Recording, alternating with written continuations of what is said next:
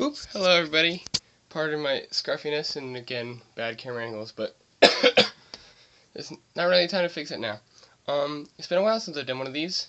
I thought I would offer an explanation partly because, I was using the YouTube app on my tablet, and if you use the YouTube app, you use like all of mobile data all the time, which is really dumb. Here we are, and I'm not a fan of. So, we're going to try to avoid using the YouTube app. Hopefully I can upload this through the normal Google Chrome. I've heard some problems from people over Twitter about uploads getting stuck, but it's whatever. Partly also, on a sort of serious note, I was sort of inspired to sort of do this and get back into making videos and such for a couple reasons. One guy I know, Crazy Clarinetting, posted a thing about how he's got 150 subscribers, which is really great. Like, seriously, good for him. And I sort of realized that the reason that I haven't gotten, like, and I'm not wishing for subscribers, but, like, because I don't do regular content is the reason that's not happened. Like, that's the explanation for why that hasn't happened, why I don't have really any subscribers. And so that sort of turned into me realizing, hey, I should probably do regular content. I should do this more regularly. I've kind of promised myself I would, and I haven't really made good on that promise.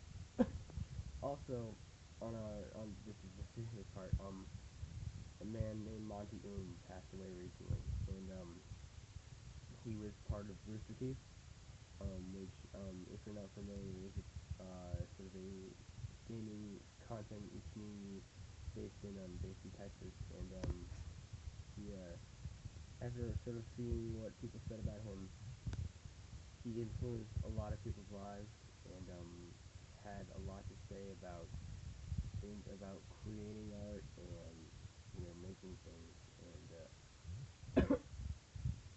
and he died like I think a week ago or something like that, but I only actually heard about it today, so that's very unfortunate that somebody ends up leaving the livosphere before other people, before really, by all accounts, they kind of should have. He passed away at the age of 33, which is very unfortunate, and for a lot of reasons, from what I've seen, it was like he was a gifted animator and an all-around inspirational person. So that kind of got me thinking, hey, maybe I should get back into this kind of stuff. And also, I actually just finished rebooting the computer today. I restored to its factory settings, and I've actually determined that I can use it for coding, which is good. So I might be able to get some good work off of that on my game. By the way, for those of you who don't know, which should be, I believe, most of you, don't drop it. This is my computer's consciousness, my old computer. This machine right here, which is dead. It's in a vegetative state. The motherboard is messed up, so can't really be used. But I've got it on this guy, which was actually pretty cheap. It's a My Passport Ultra. It's got 500 gigs on there, so it's an external hard drive that I have all my stuff on, which is very cool. And I'm sorry that I'm coughing. I was also really sick recently. Fortunately, with nothing really serious.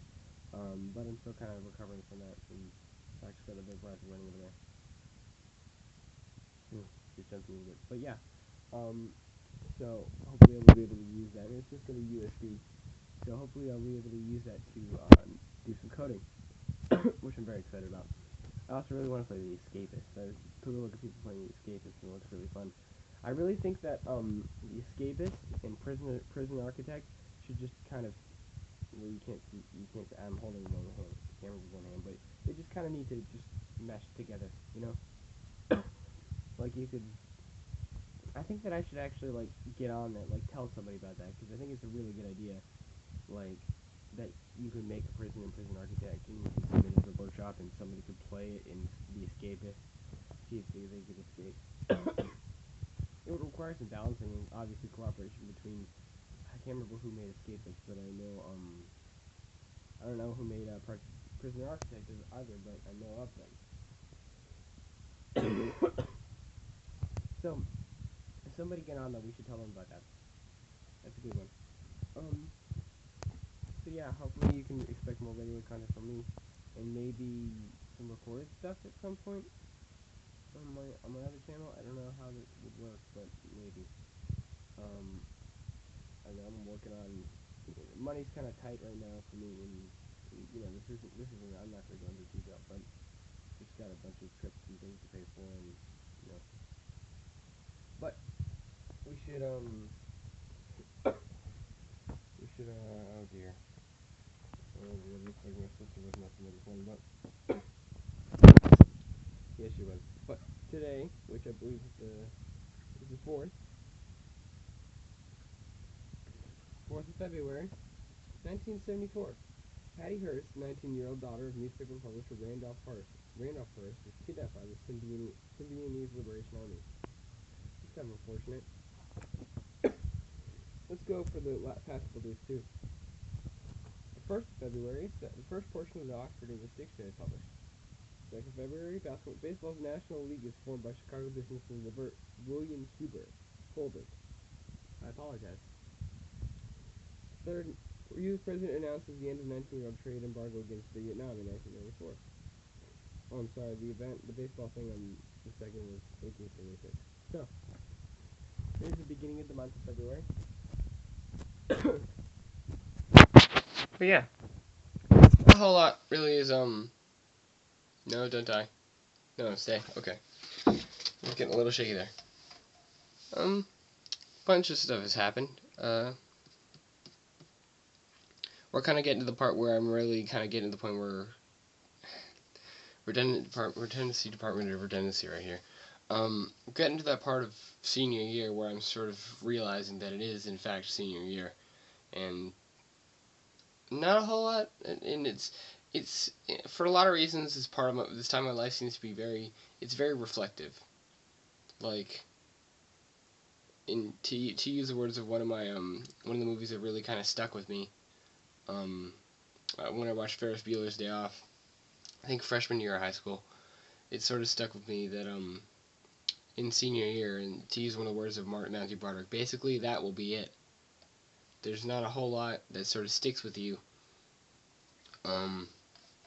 after school, and unless you really make it.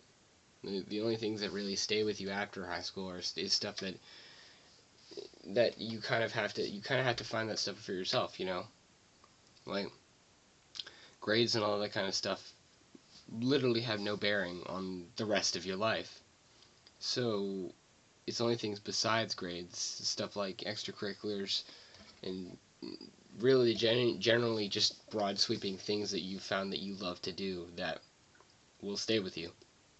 And obviously your friends too, but that's another area that sort of has been kind of is sort of it's one of those areas where how do I explain this? It's one of those areas where it's not something the school is supposed to teach you, things like how to make friends, to try new things, that kind of stuff, but you learn anyway because you've been stuck with arguably the same group of people, or if you're fortunate enough to be stuck with the same group of people for, like I have, for a very long time.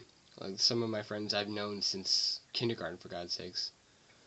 And obviously, with a big family, it's sort of the same idea. It's things that you've learned because you've known these people and interacted with these people for so long.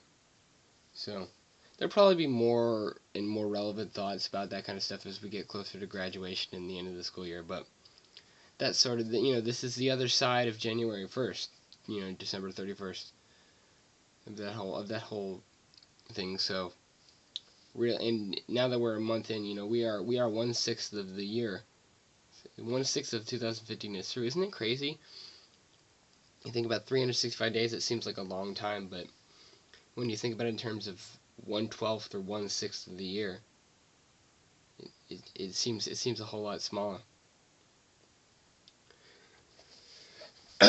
Well, I think that's all that's happening today.